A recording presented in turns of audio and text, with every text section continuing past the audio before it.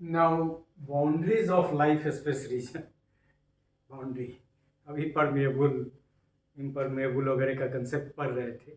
अब ये बाउंड्री आपका एक एग्जाम्पल, ये हमने जो एग्जाम्पल इसमें लिया है वो आप ही का मतलब बीएड के स्टूडेंट के जॉब से, that you will learn.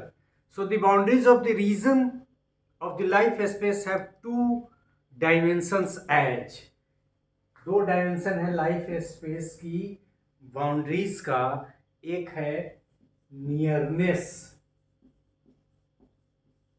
Obvious है नियरनेस का अपोजिट क्या होगा, रिमोटनेस।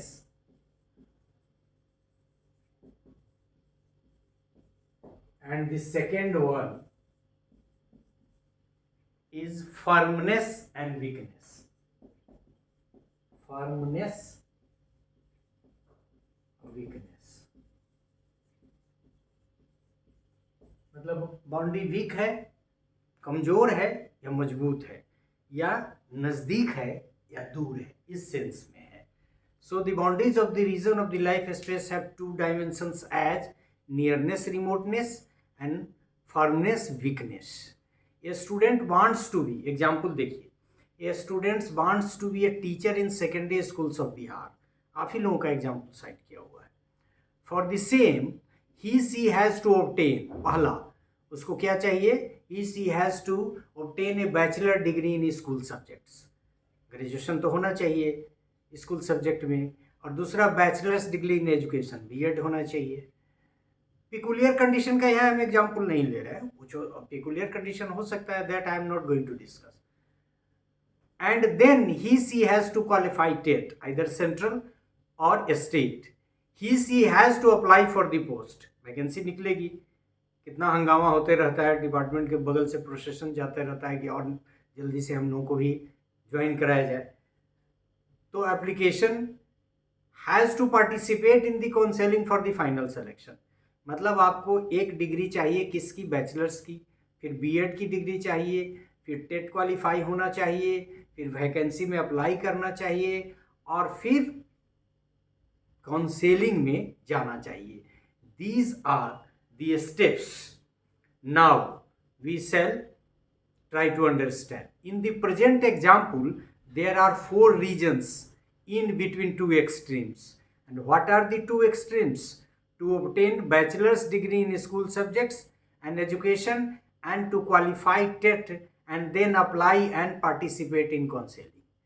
मतलब दो पार्ट कौन हो गया, एक तो बैचलर डिग्री और स्कूल सब्जेक्ट्स में बैचलर डिग्री और बीएड की डिग्री, दूसरा टेट क्वालिफाई करना और वैकेंसी में अप्लाई करके पार्टिसिपेट कर होना काउंसलिंग में।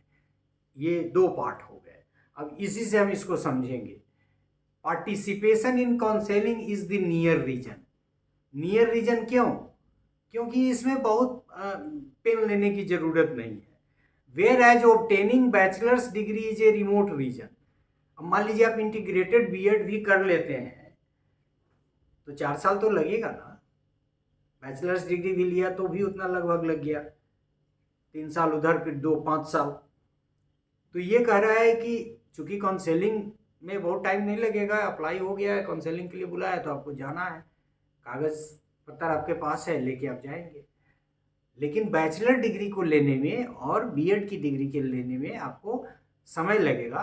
दैट इज़ वाई ये जो पहला रीजन है वो क्या है, नियर रीजन है काउंसलिंग में जाना, और रिमोट रीजन है क्या, बैचलर्स डिग्री को प्राप्त करना और बीएड की डिग्री को प्राप्त करना। Qualifying TET may be difficult task and therefore this reason may be said to have firm boundary. मतलब ये जो क्वालिफाई करना है टेट में, ये डिफिकल्ट हो सकता है, सब लोग क्वालिफाई नहीं करते हैं, तो ये difficult. However applying against the advertisement may be comparatively easier and hence this reason may be said to have a weak boundary. मतलब यहाँ जो कंसेप्ट था कि टेट क्वालिफाई करना, वो जो है वो क्या है, फर्म है, डिफिकल्ट है, इसलिए फर्म बाउंड्री है, उसको तोड़ना, उसके भीतर घुसना डिफिकल्ट है, और अप्लाई करना आसान है, यदि आपको क्वालिफिकेशन है तो आप कर सकते हैं। तो ये कहा कि ये फर्म बाउंड्री का कंसेप्ट है, और ये फिर दूसरा वाला क्या है, वीक बाउंड्री का कंसेप्ट है. So in this term life space के रीजन्स को समझाने का प्रयास किया है बाउंड्रीज के थ्रू कुर्तलेविन ने. तो इसमें बाउंड्रीज ऑफ लाइफ स्पेस को दो पार्ट में बांटा और आपने देखा कि एग्जाम्पल से हमने कैसे हर चीज़ को एक्सप्लेन करके बताया. So one, what is nearness, what is remoteness, what is firmness and what is the weakness of the boundary you have understood. So thank you for this part of the lecture. Thank you.